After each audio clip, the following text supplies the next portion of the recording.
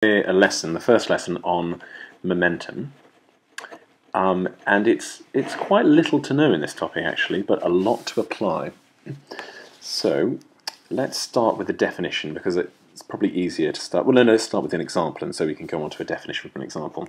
I'm sure you intuitively have an idea that if something is moving and it has mass, well, of course most things do have mass, then it has an associated momentum with it. And we often use that in common parlance. We say something has a momentum or something has more momentum. If it has more momentum, we either associate it with that as something that has a greater mass, has more momentum, or it's travelling at a faster speed. So we say that this has momentum, that this has a greater momentum. And those factors are the only two that will actually define how much momentum something has, the mass and the speed. So therefore we can define momentum as a product of the mass multiplied by the velocity. Okay, let's just take a look at the units to make sure we're absolutely consistent with this. Kilograms is mass, meters per second is velocity, so very, very easily momentum is measured in kilogram meters per second. It even comes with a handy little triangle if you need such a thing, in which we have, let me show you the symbols first before I do the triangle, P for momentum, mv. So therefore our triangle looks like that. Excellent, let's try and put some numbers to this. Let's give some examples of the momentum of certain objects. Let's imagine we have a bowling ball. The bowling ball is 2 kilograms. It's going to be travelling at a velocity of, let's say, 5 meters per second. And so what's its momentum? Well, very easily, all that we do is we multiply the mass times the velocity, which is 2 times 5, gives 10 kilogram meters per second. We haven't come across momentum before, so you don't know whether that's reasonable or not, but that's about right for a bowling ball. What about then a golf ball? Much smaller, let's go 45 grams, is putted across the ground, travelling at 2 meters per second. What's the momentum of that? If you want to give it a go first, then hit pause, otherwise here comes the solution. Okay, once again, an easy product of mass times velocity, but this time we've got 45 grams worth. And to convert to kilograms, remember I always just divide by 1,000, multiply it by 2, 0.09 kilogram meters per second. Okay, so significantly smaller, because it's a significantly smaller object. Okay, out of interest, what do you think is going to happen if we have a bullet? And the bullet obviously travels significantly faster. I'm not going to draw these arrows to scale. Let's imagine we have a bullet travelling at 700 meters per second, twice the speed of sound, but only weighs 8 grams. What do you think the momentum here is going to be? Will it be larger than the bowling ball? Okay, if you want to work it out, press pause. Otherwise, here goes with the answer. Mass times velocity again. This time 8 grams converted into kilograms. And by the 700 gives me 0.56 kilogram meters per second. Okay, so 10, 0.09, 0.56. So it's much bigger than the golf ball, but nothing like you'd imagine for moving at 700 meters per second. Okay, there's one final thing that we haven't really talked about here, and that being this factor of velocity. And I hope you can remember that velocity is a combination of both speed and direction. And so therefore the reason why I'm using the term velocity is because though all of these sums have just taken into account the value, the speed, the direction is very, very important. For instance, if I were to have the bullet travelling the opposite direction at 700 meters per second, still 8 grams, then I would say the momentum here again has the same value, but I'd say its velocity is actually travelling the opposite direction. So therefore it has a negative momentum. This, of course, matters which way you define positive to be, but bearing in mind if something's moving in the opposite direction, it will have negative momentum. And this has significant effects when we start adding together momentum. Okay, let's look at something slightly more complicated. Now, momenta is Newton's big idea. There is a concept called the conservation of momentum.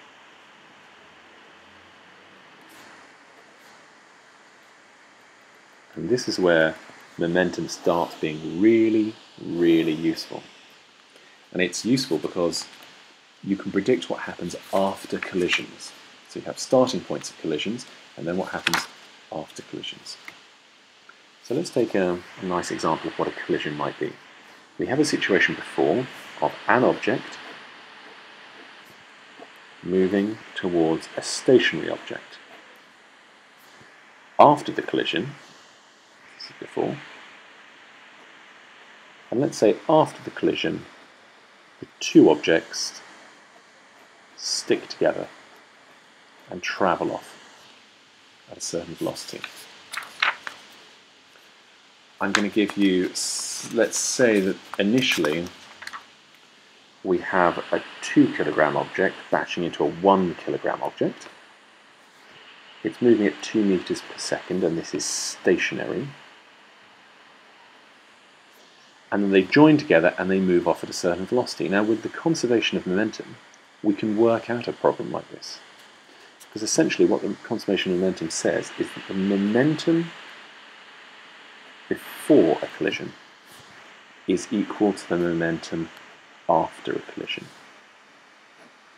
There's one proviso we need to bear in mind, and that's if there are no external forces.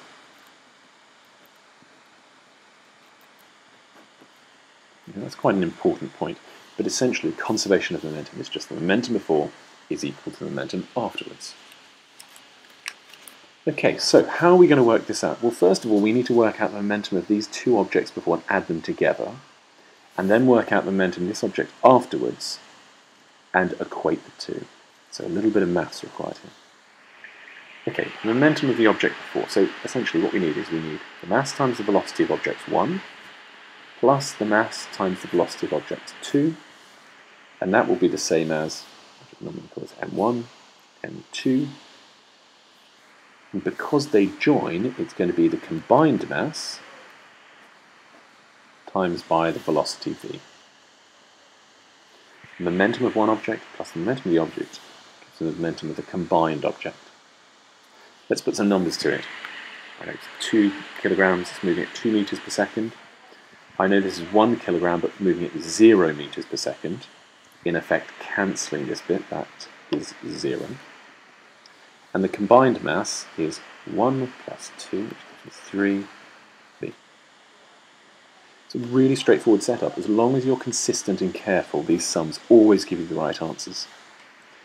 In effect, this is 4 kilogram meters per second, gives me 3 lots of velocity. So therefore, velocity is 4 over 3 meters per second. Remember, we don't like writing things as fractions, we prefer them as decimals. 1.3 meters per second afterwards. So this combined mass of 3 kilograms moves off at 1.3 meters per second. Okay, really useful, a really useful tool. Let's look at another example, but this time I'm going to set it up. I'm going to ask you to work out what happens. Right, so an example here. Let's imagine we have a car. Terrible car. That's moving at 20 meters per second, and it's 800 kilograms. It collides with a stationary car. After the collision, they both join together and they travel off at an unknown speed. If you think you know how to solve this, hit pause. Oh, sorry, wait a minute. And the other car is 1,200 kilograms. If you think you know how to solve it, hit pause. Otherwise, here comes the solution. Okay, what do I do first? Well, I need to appreciate, again, the momentum before is equal to the momentum after the collision. What's the momentum of object 1? Well, it's going to be mass times velocity. And I'm going to add that to the mass times the velocity of my other car, but because it's got a velocity of 0, it's stationary, it has no momentum. Therefore, let's just work that out. I have 16,000 kilogram meters per second. Let's just write kilogram meters per second. Now afterwards, I have a combined mass of the two, because they're stuck together. 800 plus 12,000, and multiply by the joint velocity, which is v. In effect, I have 2,000 v. Right, 16,000 divided by 2,000,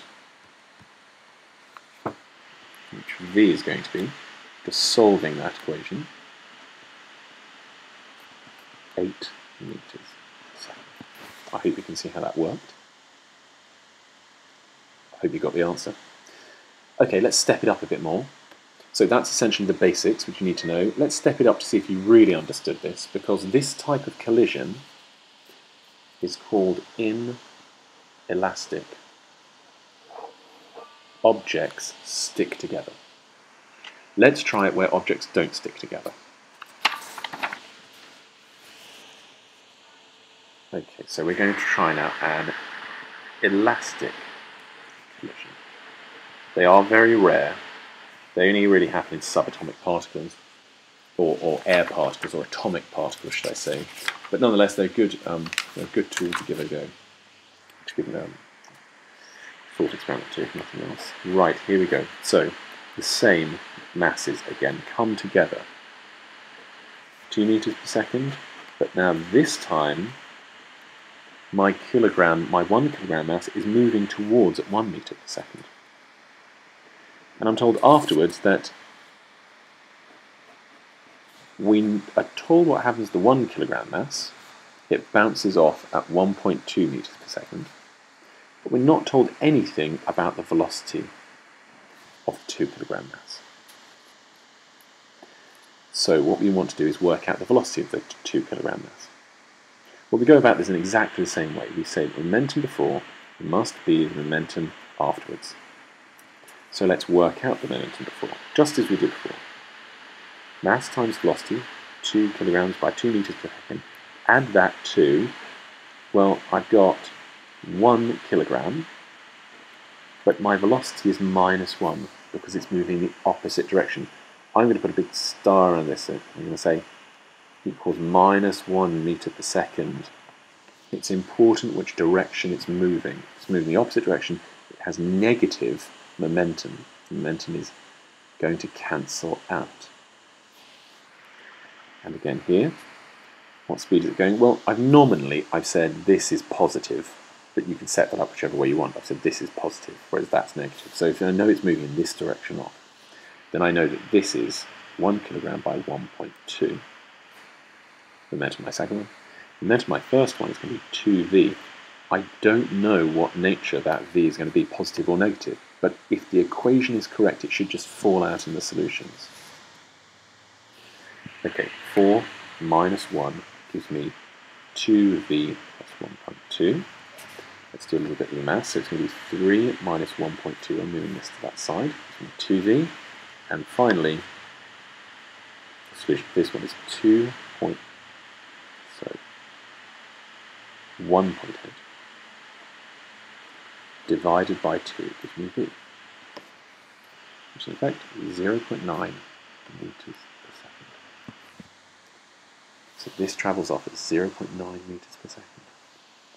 It's positive, i.e. it's not negative, so I know it's going in this direction.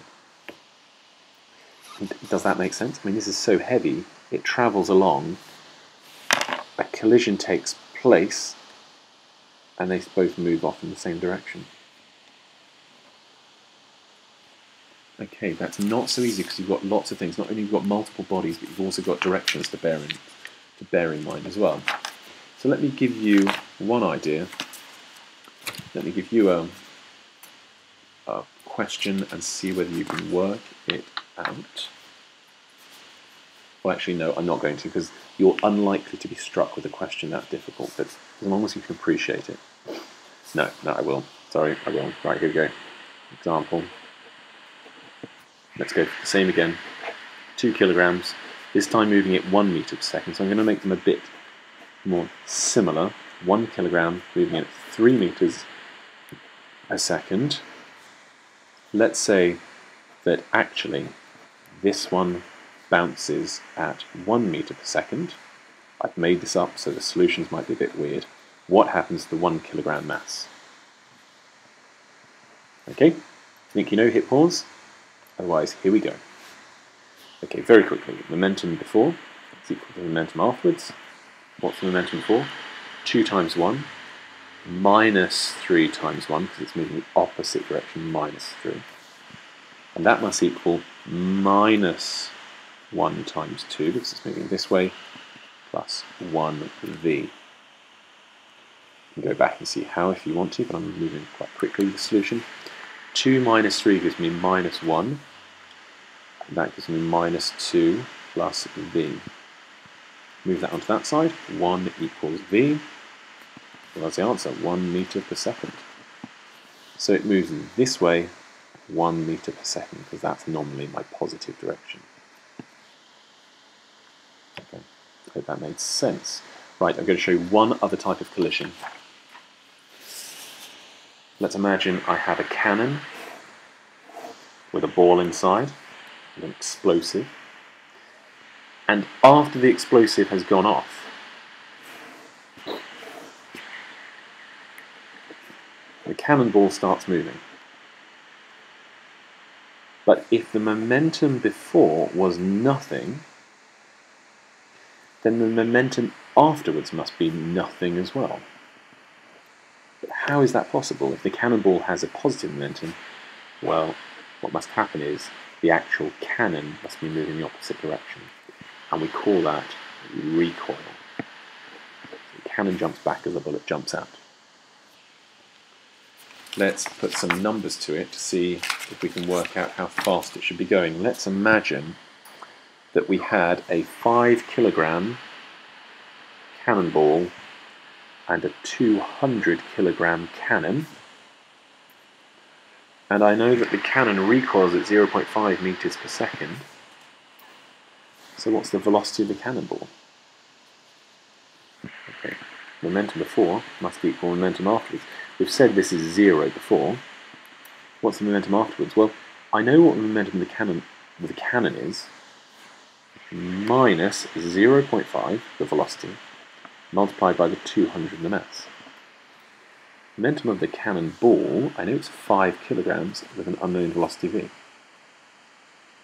So how do I solve this? Well, I take that onto that side, and that gives me, well, this is half of 200, 0.5, so 100, 5v, therefore 100 over 5 gives me the velocity, which is 20 meters per second. That's 60 miles per hour it jumps out at. Okay. Brilliant. Let me give you one last example.